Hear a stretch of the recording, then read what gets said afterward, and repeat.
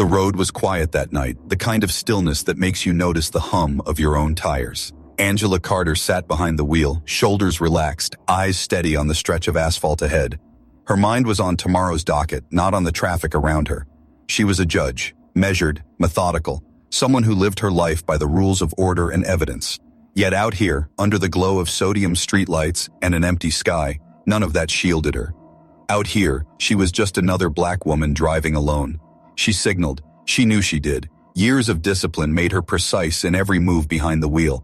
But before her thoughts could wander further into the case file she'd been replaying in her head, blue and red lights flared in her rearview mirror. They cut through the night like a blade, slicing her calm in two. Her heart sank, not out of guilt, but recognition. She had been here before, too many times, and she knew this wasn't about a turn signal. Angela eased the car onto the shoulder, the rubber tires crunching against gravel. She rolled the window down, hands placed deliberately on the steering wheel. The silence of the night broke as heavy boots hit the pavement, approaching with the rhythm of men who enjoyed being feared. "License and registration," the first officer barked. His voice carried a rehearsed sharpness, loud enough to assert control before a word could be questioned. Angela didn't flinch. Her tone was even, professional. "May I ask why I've been stopped, officer?" The man's lips twitched, his partner already circling the rear of her car with a flashlight. "Failure to signal. Dangerous driving," he said, flat, mechanical. It wasn't an explanation, it was an accusation. Her pulse quickened. She had signaled. She knew she had. But the way his words fell, casual, dismissive, told her the truth didn't matter. This was a script, a routine, and one they had practiced many times before. She passed him her documents, each motion slow and deliberate, rehearsed from a lifetime of knowing how quickly things could turn violent. Inside, though, anger churned. This wasn't about her blinker. It was about power. The partner leaned into the passenger side, his flashlight sweeping the seats with exaggerated theatrics. "Traveling alone tonight, ma'am?" His tone was syrupy, false friendliness layered over something sharper. Angela didn't answer right away. She was calculating. She wanted to say, "I am a federal judge. You're making a mistake that will end your career." But she bit it back. She knew better. Announcing her power now could make her a bigger target. "I'm heading home," she said, measured, calm. That was when the second officer let out a sound, half chuckle, half feigned surprise. He reached under the seat with practiced confidence, as if he knew exactly where to go. When his hand came back up, he was holding a small plastic bag. Clear, dusty. "Well, well," he said, his grin sharp under the glow of the flashlight. "What do we have here?" Angela's breath caught in her chest. She hadn't moved. She hadn't touched anything. She knew what was happening. The first officer leaned closer to her window, his voice suddenly lower, almost intimate in its menace. "Looks like we've got a problem." Angela's pulse thundered in her ears. 1,000 thoughts collided, her career, her safety, the countless headlines she had read of nights like this ending in tragedy. She tightened her grip on the wheel, not out of panic, but to anchor herself. In that instant, it was clear. This wasn't a stop. This was a setup. And for the first time in a long while, Judge Angela Carter felt the ground shift beneath her. The night had changed, and so had the game. The bag glinted under the flashlight as if it had been waiting there all along. Angela didn't look at it. She didn't need to. She knew it wasn't hers, and she knew exactly what was happening. The silence that followed was thick, stretched tight as wire, until the second officer let the bag drop onto the passenger seat with a smug flick of his wrist. "Guess this isn't your lucky night," he muttered, already scribbling something in a small notepad he had pulled from his vest. His partner leaned against her doorframe, eyes narrowed, waiting for her reaction. They were hunters, circling, waiting for their prey to stumble. Angela drew a steady breath. Her heartbeat was racing, her body screaming to react, but her mind cut through the noise. She had spent her entire career training herself to control a courtroom, to control her expression even when lies slithered across the witness stand. She summoned that same discipline now, though the stakes had never felt sharper. Her gaze rose to meet the officer by her window. "Am I being detained?" she asked. Her voice was calm, even, but beneath the words sat an iron that could not be disguised. He smirked, the corner of his mouth curling upward, in a way that told her he believed he already owned this moment. "You'll find out soon enough," he said. Her stomach tightened. She could feel the danger thick in the air, could hear her mother's voice whispering from decades ago. "Keep your hands visible. Don't argue. Don't give them a reason." Those lessons had been passed down like survival codes in her family, each word a reminder that the law wasn't written the same for everyone.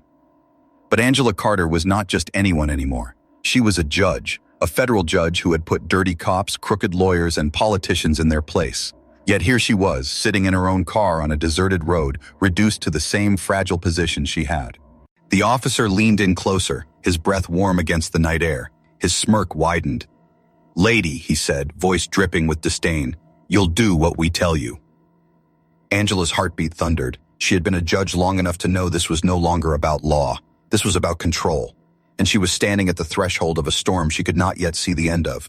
She swallowed hard, her mind already racing ahead. Stay calm. Don't reveal too much. Not yet. Because something told her this was just the beginning. And that bag on her seat was not a mistake. Angela didn't sleep that night. She sat in her living room, still in the clothes she'd worn when she was pulled over, her car keys resting on the table like evidence in a case. The plastic bag they'd tried to plant on her replayed in her mind again and again, each image sharper, each sound heavier, the clink of boots on asphalt, the gleam of the flashlight, the officer's smug grin. She knew she had avoided disaster. She had kept her voice even, her movements careful, her patience long enough to walk away without cuffs around her wrists. But she also knew this was not the end. It was a beginning. Angela Carter was a federal judge, and that meant she had tools, power, access, knowledge that most people didn't. But it also meant she had a target on her back. The wrong word in the wrong place could dismantle her credibility, stain her record, undo everything she had spent her life building, and those officers knew it. As dawn crept across her curtains, she opened her laptop. She wasn't just going to survive this, she was going to expose it. The screen lit up with case files, dockets, arrest logs, records she'd been scanning for years, patterns she had half noticed but never had reason to fully dig into. Until now. She started pulling names, dates, and stop reports. It didn't take long before she saw it. Repetition. Shadows of a scheme hidden in plain sight. The same officers again and again, the same charges, possession, resisting arrest, disorderly conduct, and the same faces on the defendants, mostly young, mostly black, mostly poor. Angela leaned back, her hands folded tightly, her jaw set. These weren't isolated incidents. This wasn't about a failure to signal. This was a routine, a machine built to churn out arrests and convictions, feeding into a system that thrived on numbers, not justice. Her anger simmered as she remembered their voices, the arrogance, the casual way they'd acted like planting evidence was as ordinary as pulling someone over for speeding. It wasn't just abuse of power, it was business. She clicked deeper, following the trail from one officer's arrest reports to another's. The numbers spiked around certain holidays, around grant cycles, around times when budgets were being reviewed. She didn't want to believe it, but the evidence was clear. The department was inflating its statistics to secure funding, and it was people like her, people who looked like her, who were paying the price. Angela's chest tightened. She thought of the defendants who had stood in her courtroom, eyes wide and desperate, insisting drugs had been planted, insisting they were innocent. She had wanted to believe them, but without evidence, her hands had been tied. Now she understood. Those voices had been telling the truth. Hours passed as she built her own case file, her fingers moving steadily, her notes growing thicker, but it wasn't enough. She needed a crack in the armor, something undeniable, something that could topple not just a few officers, but the system that protected them. And then it happened. Her clerk, unaware of Angela's private investigation, dropped a routine folder on her desk that afternoon. Inside was a forfeiture report, a bland, bureaucratic document about Ute seized property. Normally she would have signed it, barely glancing at the numbers, but now her eyes caught every detail. There was a transfer, a large sum of money seized during drug-related arrests, funneled into a special departmental account, and the signature at the bottom belonged to Chief Raymond Sullivan. Her breath stilled. Sullivan wasn't just a name on paper. He was a presence in her courthouse, a man known for his swagger, his speeches about being tough on crime, his handshakes with local politicians. He was admired, feared, and untouchable, or at least that's what everyone believed. Angela closed the folder slowly, her fingertips pressing hard against the cover. She had her lead. She thought back to the stop, to the officer's smirk when he told her she'd find out soon enough. He wasn't bluffing. They were part of something larger, a machine, and Sullivan was the one oiling its gears. Angela stared at the folder on her desk. She wasn't shaking anymore. She wasn't afraid. For the first time since the flashing lights had cut across her rearview mirror, she felt steady, focused. She knew what she had to do. Chief Raymond Sullivan had built his reputation brick by brick, uniform pressed sharp, smile polished for the cameras. In the courthouse, he was the man who shook hands with senators, who spoke of law and order as if it were scripture. To the public, he was a hero, the face of a department that promised to keep the streets clean. But Angela Carter knew how easily masks could slip. She had seen men like him before, powerful, charming, ruthless underneath. The folder on her desk wasn't just numbers, it was a fingerprint, a trail of corruption stamped with his signature. That evening, she sat in her office, the fluorescent light buzzing faintly above her. She studied Sullivan's file as though she were cross-examining him in her own courtroom. His career had been meteoric, too meteoric. Promotions at unusual intervals, commendations for record-breaking arrests. His department's statistics outpaced every neighboring precinct, and each number seemed to translate into more money. Federal grants, seized property, forfeitures tucked away into special accounts. Angela leaned forward, her fingers brushing her temple. The man was not just enforcing the law, he was running an enterprise, a machine that thrived on the illusion of danger, feeding itself by sacrificing the powerless. Her stomach tightened. She thought of the officers at her window, their smug grins as they waved around that planted bag. They weren't freelancing, they were foot soldiers, cogs in a well-oiled machine that Sullivan controlled. The chief himself wasn't careless, though. He understood theater. He gave interviews about community trust, attended charity events, shook hands with mothers at candlelight vigils. But behind those cameras, he signed off on transfers, watched the money move, and silenced anyone who asked questions. Angela had seen it before, the way the system insulated men like him. Good numbers meant funding. Funding meant political capital, and political capital meant immunity. As long as the statistics looked good on paper, no one in power had a reason to look closer. But now she was looking, and she wasn't just a citizen with suspicions. She was a federal judge, one with the authority and connections to pull apart every line of his empire. Still, she knew what this meant. If Sullivan caught wind that she was digging into him, she wouldn't just be targeted, she'd be destroyed. Her career, her reputation, her life. Men like Sullivan didn't play fair, they played for keeps.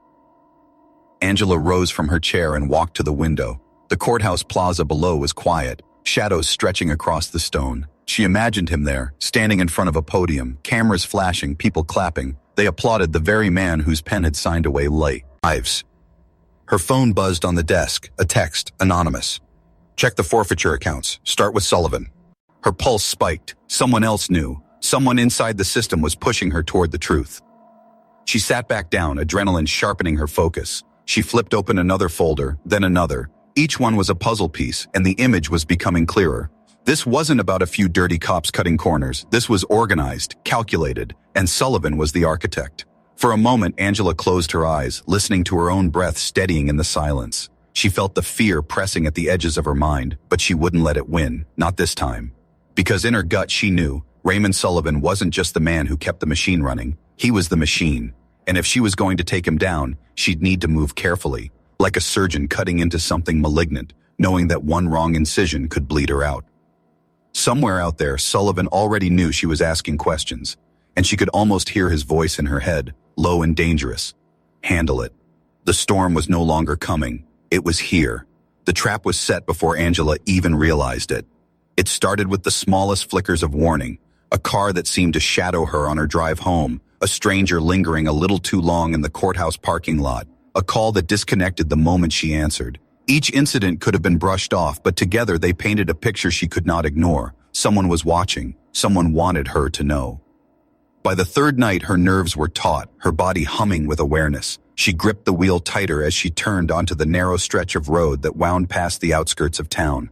The headlights of the car behind her had been steady for miles, too steady. Her phone buzzed in the passenger seat. A text lit up the screen. Stop digging. No number, no name, just the warning. Angela's pulse hammered. Her instincts screamed at her to call for help, but help from who? Sullivan's shadow reached into every corner of the local police force. If she called 911, she might be handing herself directly into his hands. And then, the flash of red and blue filled her rear-view mirror. Her breath caught. Not again. This time, the officer who approached was alone, but his stride carried the same swagger, the same predatory rhythm she recognized. He tapped her window with his flashlight, his expression already smug, already certain. License and registration, he said, voice flat, rehearsed. Angela rolled her window down slowly, her hands deliberate, visible. She handed over the documents, her heartbeat thrumming like a war drum. She knew what was coming before he even leaned closer. "Mind if I take a quick look inside your vehicle?" he asked. It wasn't a question. His hand rested on his belt, fingers brushing the holster. Angela's voice came low, firm, not without a warrant. His smirk widened. "Lady, I don't think you're in a position to negotiate." For a moment, time slowed. Angela could feel the weight of every choice pressing against her ribs. She thought of her father's trembling hands on the steering wheel, of the defendants who had sworn their innocence in her courtroom, of the plastic bag dropped casually onto her passenger seat just nights before. Her fear sharpened into resolve. She was not going to let them write this story for her. Not again. Her phone, angled on the passenger seat, was already recording. She had started the video the moment the lights flared in her mirror. If they wanted to trap her, she would trap them too. "Everything you're doing," she said, her eyes locked on his, "is being documented."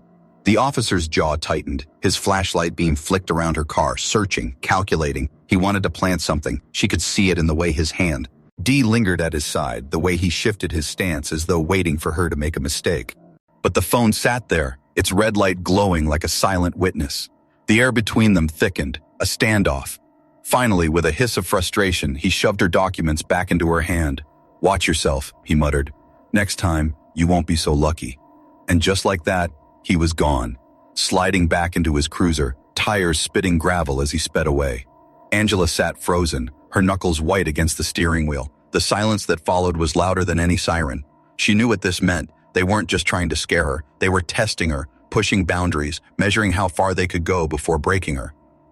But as she stared at the glowing phone in her passenger seat, she also knew this. They had made a mistake. They had underestimated her. She was no longer just a judge collecting evidence. She was a witness, a survivor, a hunter with their faces on record. And if Sullivan wanted a war, she was ready. Angela knew she couldn't fight this battle alone. The system Sullivan controlled was too deep, too well-oiled, and if she misstepped, they would bury her under the same machine she was trying to expose. But after that second stop, after the officer's thinly veiled threat, she understood something vital. Silence was no longer an option. The following morning, she walked into her chambers with a resolve sharper than steel. She summoned her clerk, a sharp young woman named Erica, who had worked with her for 3 years. Erica's eyes widened when Angela slid her phone across the desk and pressed play. The recording of the stop filled the room. The officer's voice, the menace, the thin edge of corruption woven into every word. Erica listened, her face tightening. "Judge, this isn't just misconduct. This is entrapment. This is criminal." Angela's nod was deliberate. "And it's happening over and over again. We just haven't had proof." Erica glanced around nervously, lowering her voice. "If Sullivan finds out you're digging into this, he already knows," Angela cut in, her tone grim but calm. "Which is why we need to be careful. No paper trails, no calls that can be traced. Everything we do with precision." That afternoon, Angela reached out, not to the local authorities, not to state investigators, but to an old colleague in the Department of Justice. A man she trusted, someone who had once warned her, "If you ever uncover something you can't handle locally, call me before they call you." The secure meeting took place 2 days later in a quiet cafe 3 towns over. Angela sat in the corner booth, her blazer crisp, her hair pulled into a knot that gave away nothing of the storm brewing beneath her composed expression. When her colleague arrived, she slid him the folder, copies of forfeiture accounts, the suspicious arrest logs, and most damning of all, the video recording from her phone. He didn't speak for a long time. He just flipped through the pages, his jaw tightening, his brow furrowing. Finally, he looked up. "Angela, this is bigger than you think." "I know," she said softly. "No," he pressed, lowering his voice. "You've stumbled into a network. Sullivan isn't just padding arrest numbers. He's tied into a regional forfeiture racket. Departments across the state are moving money like this. He's a central figure, maybe even the linchpin. If you go after him alone, he'll eat you alive." The words hung heavy between them. Angela's fingers curled around her coffee cup. "Then don't let me go after him alone." For the first time, his expression softened. Respect flickered in his eyes. He closed the folder slowly, tucking it under his arm. "I'll take this to the task force, quietly, but understand, if we move big. And once it starts, there's no going back." Angela exhaled, a slow, steady release of tension she hadn't realized she'd been holding. "That's what I want, no more halfway justice." That night, as she drove home, the weight of her decision pressed against her chest. She thought of her father's trembling hands on the wheel, of all the voices in her courtroom pleading innocence that had been drowned out by falsified reports. She thought of the officer's smirk, of Sullivan's signature on that forfeiture account. Her fear was still there. It would always be there. But now it was braided with something stronger. Resolve. She wasn't just defending herself anymore. She was fighting for every person who hadn't had the power to push back. When she parked in her driveway, the night was unnervingly still. For a moment, she sat in the car, staring at her own reflection in the rearview mirror. She saw a woman who had been hunted, intimidated, nearly framed. But she also saw the steel in her own eyes, the look of someone who was ready to fight fire with fire. The machine was vast. Sullivan was ruthless. The risks were enormous. But Angela Carter had made her choice, and now the hunter was about to become the hunted. The day of reckoning arrived quietly, almost deceptively so. No sirens, no flashing lights, just the steady hum of a courthouse morning, lawyers shuffling papers, clerks tapping keyboards, the muted echo of shoes against marble floors. But Angela Carter knew better. She could feel it in her bones. Today was the day the mask would crack. She had spent weeks moving like a shadow, feeding documents to the DOJ task force, funneling every scrap of evidence through back channels so airtight even Sullivan's men couldn't sniff them out. Each file had been a brick, and together they had built a fortress of proof too strong to topple. Now, all that remained was the reveal. Angela entered her courtroom that morning with the calm precision of a surgeon about to cut, her robe draped across her shoulders, her gavel resting on the bench. But beneath the form, all weight of the role, her heart thudded with anticipation. Sullivan himself was present, seated just a few rows back, his posture relaxed, his smirk firmly in place. He was there for another case entirely, at least that's what he thought. He leaned back in his chair, arms crossed, the picture of untouchable arrogance. But Angela knew what he didn't, that federal agents were already in the building, plainclothes officers blending with the crowd, waiting for the signal. The case on the docket moved forward, routine enough to disguise the storm beneath. Yet as the final witness stepped down, Angela paused. She let the silence stretch, the weight of it filling every corner of the room. Then she spoke, her voice steady, deliberate. "Before we adjourn," she said, her eyes scanning the room, "this court has one additional matter to address."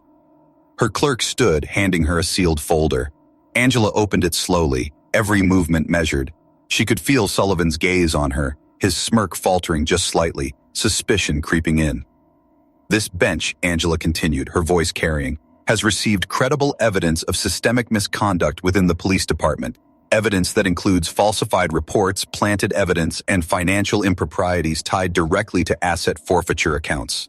A ripple of shock coursed through the courtroom. Sullivan sat up straighter, his jaw tightening. Angela's gaze locked on him, unflinching. Evidence that names Chief Raymond Sullivan as a central figure in this conspiracy. The room exploded in murmurs. Sullivan shot to his feet, his voice booming. "This is outrageous, you have no right." But before he could finish, the agents moved. Two from the aisle, one from behind, hands gripping his arms before he could step forward. The smirk that had once defined him collapsed into fury, then panic as handcuffs clicked around his wrists. Angela didn't flinch. She kept her voice even, her tone judicial, though her chest burned with the weight of victory. "Chief Sullivan, you are under federal investigation. You will answer for the crimes committed under your watch." For the first time, the predator looked caged. His eyes darted wildly, searching for allies, for escape, but none came. His empire had been built on intimidation, on silence, on fear, and now, in the very place he thought himself untouchable, it was crumbling around him. Angela let the gavel fall once, the sound echoing like thunder. Court adjourned. As Sullivan was dragged from the room, his protest fading into the hallway, Angela remained seated. She felt the weight of generations pressing against her shoulders, her father's trembling hands, the countless defendants who had pleaded for justice, the voices that had been ignored. Today, the machine had cracked. Today, the hunters had been unmasked. Angela Carter exhaled, slow and steady, her hands resting on the bench. She knew the war wasn't over. There were still others, still shadows lurking in the corners of the system. But for the first time, she allowed herself a small, quiet smile. Because the message had been sent, no one, not even the most powerful, was beyond the reach of justice. And in that silence, the courtroom itself seemed to breathe again.